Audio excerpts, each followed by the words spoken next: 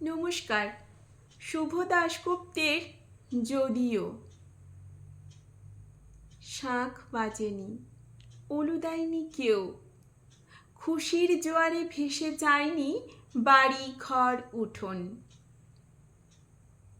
এক মেয়ের জন্ম হয়েছিল।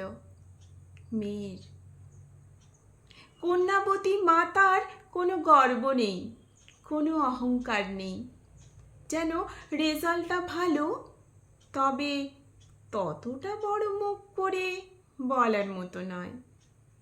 ছেলে জন্মালে যেটা হতে পারত অনায়াসেই, তাই শাঁখ বাজেনি, উলু দেয়নি কেউ।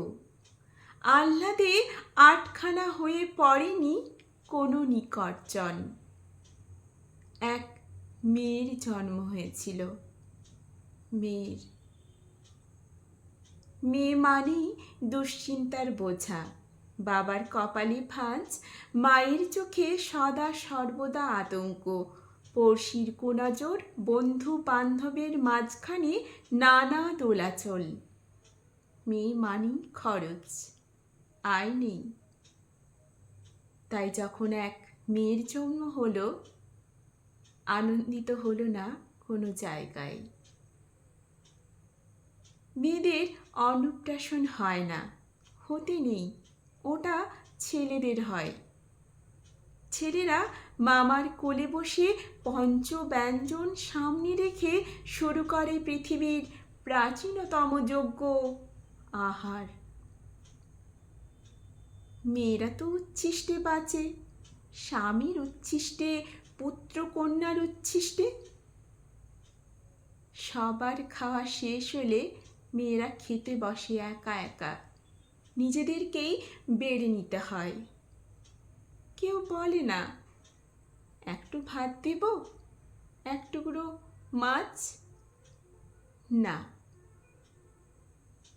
মেয়ে মানেই খরচ, বিয়ে দাও খরচ, বিয়ে হলে সন্তান আসবে তার খরচ, সন্তানকে ভরণ পোষণ দাও, লালন পালন করো তার খরচ।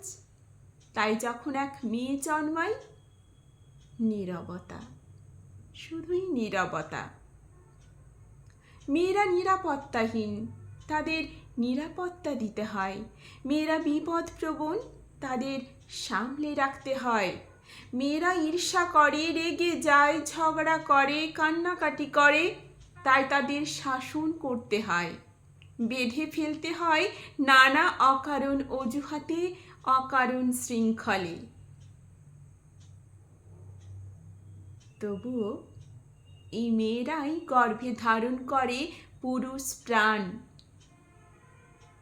অমন যে পুরুষোত্তম শ্রীকৃষ্ণ, তারও গর্ভধারিণী আর পালনকারিণী দুজন মানুষই কিন্তু মেয়ে। বিদ্যাসাগর থেকে রবি ঠাকুর, লেনিন থেকে ফিদেল কাস্ত্রো, কেউ কিন্তু আকাশ থেকে নেমে আসতে পারেননি। মাতৃগর্ভ থেকেই তাদের আবির্ভাব। তবুও মেয়ে জন্মালে বাবার কপালে ভাঁজ বাড়তে থাকে, মায়ের বুক কাঁপতে থাকে। তাই মেয়ে জন্মালে শঙ্খধ্বনি নয়, উলুধ্বনি নয়, শুধুই নীরবতা। সরগম হয়ে ওঠে না কোনো ঠিকানায়। যদিও অসুর দলনের লগ্নে সমস্ত পুরুষ দেবতাদের মিলিত শক্তিতে তিনি দুর্গতি নাশিনী দুর্গা হয়ে আবির্ভূত হন দিগন্তে রণদুন্ধুবি বাজিয়ে, তিনিও কিন্তু মেয়ে। কাল্পনিক সেই মহিলার জন্য শরতের আকাশে শাঁখ বাজে। বাড়িতে কন্যা সন্তান জন্মালে শরতে কি শীতে কোথাও কখনো শাঁখ বাজে না।